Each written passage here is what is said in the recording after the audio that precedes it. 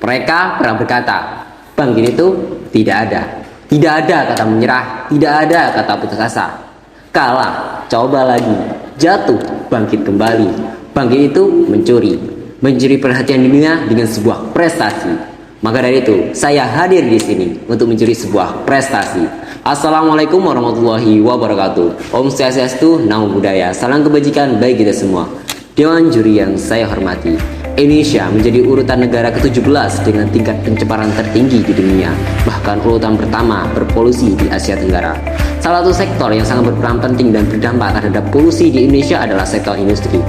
Industri menghasilkan emisi berupa 14 karbon dioksida, 50 hingga 60% karbon dioksida dan hidrokarbon, serta 30% menghasilkan emisi nitrodioksida yang dimana berdampak negatif terhadap kesehatan manusia, keadaan iklim, bahkan kualitas udara.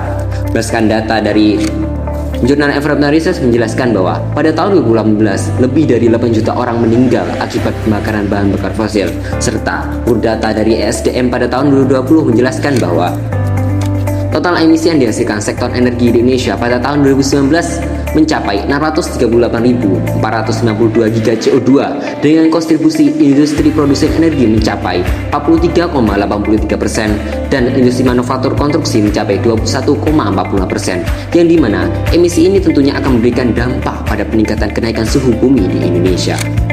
Hal tersebut dapat dilihat dari berita nasional berikut. Kemudian hal tersebut sangat bertolak belakang dengan salah satu tujuan pemerintah yang akan rampung pada tahun 2030, yaitu Sustainable Development Goals atau SDGs, terkhusus pada goals ke-13 yaitu penanganan perubahan iklim. Sayangnya penanganan perubahan iklim di Indonesia belum terimplementasikan secara maksimal. Dewan juri yang saya hormati, ini bukan sekedar rekayasa, tapi ini suatu realita. Maka itu bersama saya Muhammad Idhor Feruza dengan bangga mempersembahkan sebuah solusi. Pemanfaatan teknologi carbon capture storage atau CCS di kawasan industri sebagai penghasil listrik guna mencapai SDGs 2030 dengan pendekatan triple helix. Mengapa harus CCS, Dewan Juri? Ya, dikarenakan CCS merupakan teknologi yang dapat memitigasi kerusakan iklim dengan mengurangi emisi CO2 dalam skala besar dari hasil pembakaran bahan bakar fosil. Selain itu, CCS juga memiliki keunggulan yaitu dapat menyerap 90% CO2 dari polusi menurut Bustomi pada tahun 2017. Selain itu, saya di sini juga memberikan inovasi berupa baterai CO2 yang tersebut mampu menghasilkan dan menyimpan listrik secara memproduksi hidrogen dengan efisiensi yang tinggi. Logam Ma dipilih karena lebih melimpah dibandingkan dengan lithium dan harganya 30 kali lebih murah. Berikut merupakan ilustrasi dari reaktor CCS. Sedangkan untuk cara kerja dari CCS sendiri, yang pertama ialah emisi gas buang yang terdapat pada sumber emisi seperti cerobong maupun sumber lain akan disalurkan pada CCS. Kemudian akan menangkap 90% emisi CO2 yang dihasilkan oleh pabrik. Kemudian yang kedua ialah CO2 yang telah terperangkap akan disalurkan menuju penyimpanan yang telah disimpan. Kemudian yang ketiga ialah CO2 yang telah terkumpul akan disalurkan kepada baterai NaCO2 untuk kemudian diubah menjadi energi listrik. Listrik yang telah dihasilkan kemudian akan disimpan pada baterai penyimpanan untuk persediaan listrik agar bisa dimanfaatkan kembali.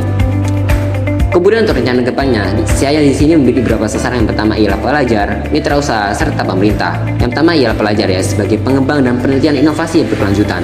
Kemudian yang kedua ialah mitra usaha, yaitu pihak yang mengimplementasikan gagasan pada masyarakat, terus pada sektor industri.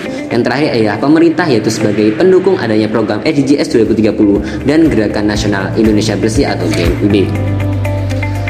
Kesimpulan dapat kita ambil dari pemaparan di atas adalah dengan adanya teknologi CCS, karbon dioksida yang dihasilkan oleh sektor industri dapat diolah menjadi energi listrik, dan dengan diharapkan dengan adanya inovasi ini dapat membantu program pemerintah seperti Paris Agreement serta SDGs terkhusus pada goals ke-13 yaitu penanganan perubahan iklim.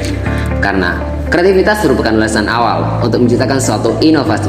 Saatnya yang muda yang berperan dengan kreativitas yang tak mudah padam. Sekian dari saya. Wassalamualaikum warahmatullahi wabarakatuh.